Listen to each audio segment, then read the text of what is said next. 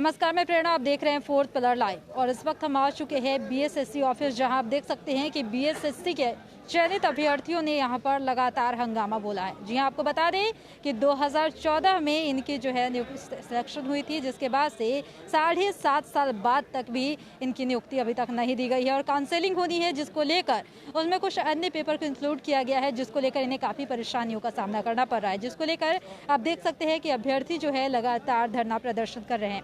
आप देखिए कि किस तरह से अभ्यर्थी जो है गेट के अंदर तक पहुंच गए हैं। और आपको बता दें कि बीएसएससी प्रथम इंटर स्तरीय बहाली जो कि 2014 में आई थी, 7.5 साल बाद अब काउंसलिंग होना है। लेकिन बीएसएससी के तुगलकी फरमान से काउंसलिंग के लिए सिलेक्टेड अभ्यर्थियों की परेशानी जो है काफ़ी बढ़ गई है। ऐसा लगता है कि बीएसएससी बहाली पूरी करना ही नहीं चाहती। जाति प्रमाण पत्र, non creamy layer certificate, computer दक्षता, टाइपिंग सर्टिफिकेट और 2014 का बना हुआ काउंसलिंग से मांग की जा रही है, जिसको लेकर 2014 के विज्ञापन में ऐसा नहीं लिखा गया था। आपको बता दें कि इस कारण से 90% सिलेक्टेड अभ्यर्थियों को भी नौकरी से बाहर होना पड़ेगा और अभ्यर्थियों की मांग है कि 2014 के विज्ञापन के अनुसार काउंसलिंग से डॉक्यूमेंट्स मांगा जाए। इन्हीं मांगों को लेकर आज सुबह 11:30 बजे से परीक्षार्थियों द्वारा लगातार धरना प्रदर्शन किया जा रहा है बीएसएससी ऑफिस के आगे, जहाँ आप देख सकते हैं कि यहाँ पर काफ़ी संख्या में जो बीएसएससी के चयनित छात्र है वह लगातार धरना प्रदर्शन कर रहे हैं और आंदोलन पर बैठे हुए हैं। उनकी मांग है कि बीएसएससी जल्द से जल्द उसकी काउंसलिंग कराए और उनकी नियुक्ति कराए, क्योंकि 7.5 साल का वक्त जो है कम नहीं होता। आप देखिए कि किस तरह से यहाँ पर छात्र जो है लगातार धरना प्रदर्शन पर बैठे हैं। उम्मीदों की किरण इन्हें कहीं ना कहीं बूझती नजर आ रही हैं। हम आपको दिखा रहे हैं कि कितने मुश्किलों का सामना करना पड़ रहा है। यहाँ पर छात्रों के साथ चयनित छात्राएं भी हैं, जिन्होंने बीएसएससी के विरोध में यहाँ पर धरना प्रदर्शन पर बैठा हुआ है। आपको दिखा रहे हैं कि कितनी समस्याओं का यहाँ पर कितनी समस्याओं का छात्रों को सामना करना पड़ रहा है।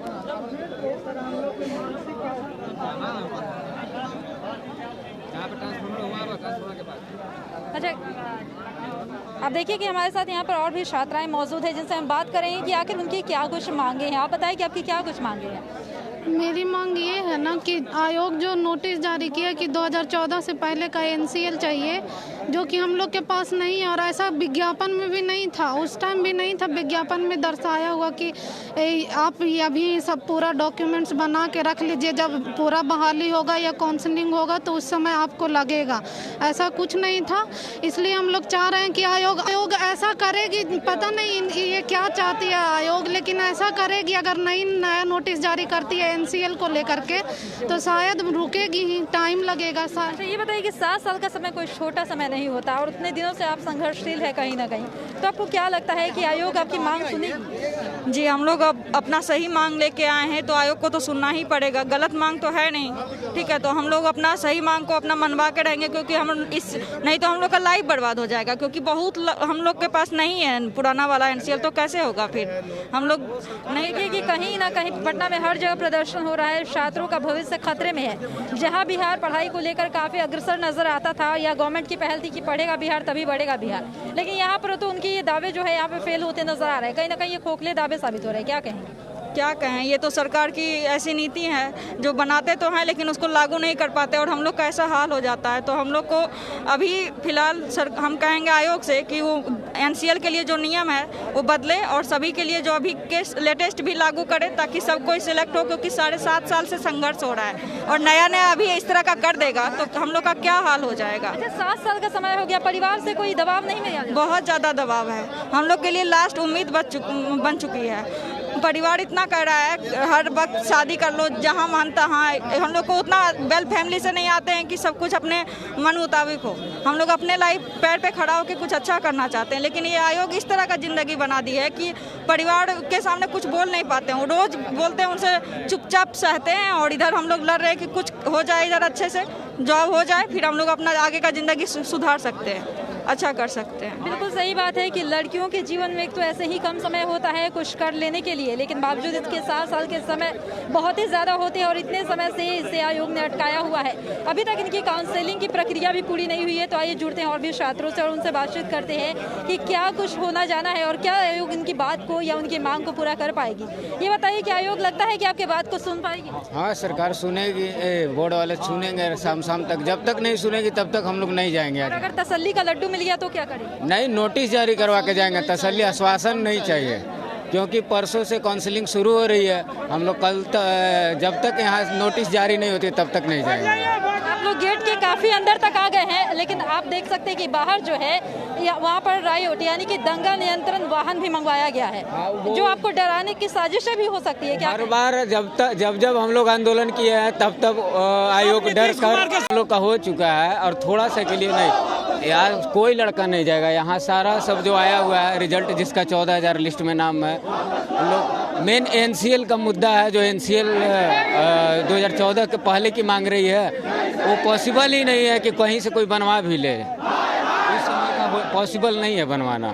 जिस तरह से सुन रहे हैं कि सरकार या आयोग की तरफ से जिस तरह से इनसे एनसीएल की मांग की जा रही है, जो कि अभी फिलहाल संभव नहीं है, और एनसीएल की वजह से इन्हें काफ़ी परेशानियों का सामना करना पड़ रहा है। आप देखिए कि यहाँ पर लोग गेट के काफ़ी अंदर तक आ गए हैं और लगातार अपने हक की मांग कर रहे हैं। आप बताइए कि अपने हक की मांग में कितनी परेशानी झेलनी पड़ रही है? बहुत परेशानी झेलनी पड़ रही है मैम। देखिए, हम लोग बक्सर से आए हुए हैं। जब विज्ञापन में लिखा हुआ था कि आपको उस समय जरूरत नहीं है, उस समय ये बोला गया था कि एमएस ऑफिस का ज्ञान होना चाहिए। अभी जो बोल रहे हैं कि 2014 से पहले का हम लोग के पास सर्टिफिकेट होना चाहिए। दूसरी बात कि एनसीएल मांग रहे हैं, उसमें भी विज्ञापन में भी जिक्र नहीं किया गया था कि आपको एनसीएल चाहिए। हम लोग आयोग से यही कहेंगे कि 2021 का भी जो एनसीएल है वो लिया जाए, ना कि 2014 से पहले। 2014 से पहले विज्ञापन में तो नहीं मांगा गया था, तो हम लोग एनसीएल उस समय का कहाँ से लाएंगे? नहीं हो पाएगा हमसे। नीतीश सरकार जो पढ़ाई का दावा करती है, आप पढ़ लिख के बेरोजगार बने फिर रहे, कैसा लगता है? सुशासन बाबू जो पढ़ाई का दावा कर रहे हैं वो एकदम पूरी तरह खोखला हो चुका है। आप कहीं से भी पता कर लीजिए, मतलब बच्चों से लेके मतलब जितना भी जवान है, युवा है, सब मतलब पढ़ाई के नाम पे एकदम बर्बाद हो चुके हैं। वो सुशासन बाबू बस दिखावा कर रहे हैं कि हमारे राज्य में सब कुछ सही चल रहा है, जो कि बिल्कुल गलत है। आप कहीं से भी पता कीजिए, मतलब कुछ भी देख लीजिए, एकदम बिल्कुल गलत है। वो इसमें पूरी तरह से फेल है। उनको बस कुर्सी चाहिए और कुछ नहीं चाहिए। जिस तरह से आप सुन रहे हैं कि इन्होंने कहा कि नीतीश बाबू बिल्कुल फेल है। ये बात सही है कि शराब एक मुद्दा बन चुका है, शराबबंदी एक मुद्दा बन चुका है। आप सही दिशा में जा रहे हैं, आप शराबबंदी को लेकर पहल कर रहे हैं, लेकिन ये भी बात सच है कि जो छात्रों के भविष्य जो है, जो अधर में लटके हैं, उसका क्या होगा? ये बात सही है कि इनके घर से जो इतनी ज़्यादा प्रेशर झेलना पड़ता है, उसका क्या होगा? आप बताइए कि आप जहाँ पढ़ाई से आगे बढ़ने का नारा दिलवाते हैं, आप जहाँ शिक्षा को बेहतर करने का दावा करते हैं, लेकिन जिस तरह से आज जो है बेरोजगारी झेल रहे हैं, या बेरोजगारी एक मुद्दा बन चुका है। ये आप देख सकते हैं कि हमारे आसपास हजारों की संख्या में जो छात्र हैं जिनके भविष्य अधर में है, आखिर उसका जिम्मेदार कौन देगा? सुशासन बाबू, ये तो आप ही बता सकते हैं। खैर, और भी ऐसे ही वीडियो अपडेट्स के लिए हमारे साथ जुड़े रहिए और देखते रहिए हमारे चैनल 4 पिलर लाइव।